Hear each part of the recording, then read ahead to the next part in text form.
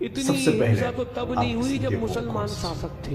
हर गली में एक नया नॉनवेज का रेस्टोरेंट है। इतना तो पहले नहीं था। जब अकबर का शासन था तब भी इतनी हिंसा नहीं थी। ऐसे बकरे कटे हुए कहीं सामने नहीं मिलते। जब जलालुद्दीन अकबर का शासन था तब भादवे के पूरे महीने में कोई जीव हिंसा नहीं होती थी भारत के अंदर। मैं नहीं कह रहा हूँ, इतिहास उठा के देखो, उनके हाथ का ही फरमान है। पढ़ा कि नहीं? जलालुद्दीन अकबर का फरमान। जब इतना बड़ा अकबर फरमान दे सकता है भादवे के महीने में, तो जब शासक हिंदू है तो क्या वो नहीं दे सकता फरमान? अभी तो बीफ में टॉप पे आया है इंडिया, सेकंड पे आया है। अब धीरे धीरे सभी चीजों पे टॉप पे आएगा। मांस की बिक्री में, करप्शन में, हिंसा में, सब में टॉप पे आएगा। और आप जो वोट दे रहे हैं, एक हिस्सा आप सबके पास आएगा। राजा को उदार मना होना चाहिए। हर धर्म के प्रति बराबर सम्मान रखना चाहिए राजा को।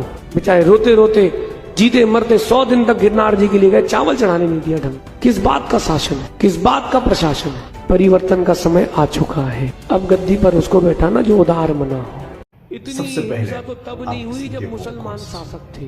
हर गली में एक नया नॉनवेज का रेस्टोरेंट है। इतना तो पहले नहीं था। जब अकबर का शासन था तब भी इतनी हिंसा नहीं थी। ऐसे बकरे कटे हुए कहीं सामने नहीं मिलते। जब जलालुद्दीन अकबर का शासन था तब भादवे के पूरे महीने में कोई जीव हिंसा नहीं होती थी भारत के अंदर। मैं नहीं कह रहा हूँ, इतिहास उठा के देखो, उनके हाथ का ही फरमान है। पढ़ा कि नहीं? जलालुद्दीन अकबर का फरमान। जब इतना बड़ा अकबर फरमान दे सकता है भादवे के महीने में, तो जब शासक हिंदू है तो क्या वो नहीं दे सकता फरमान? अभी तो बीफ में टॉप पे आया है इंडिया, सेकंड पे आया है। अब धीरे धीरे सभी चीजों पे टॉप पे आएगा। मांस की बिक्री में, करप्शन में, हिंसा में, सब में टॉप पे आएगा। और आप जो वोट दे रहे हैं, एक हिस्सा आप सबके पास आएगा। राजा को उदार मना होना चाहिए। हर धर्म के प्रति बराबर सम्मान रखना चाहिए राजा को।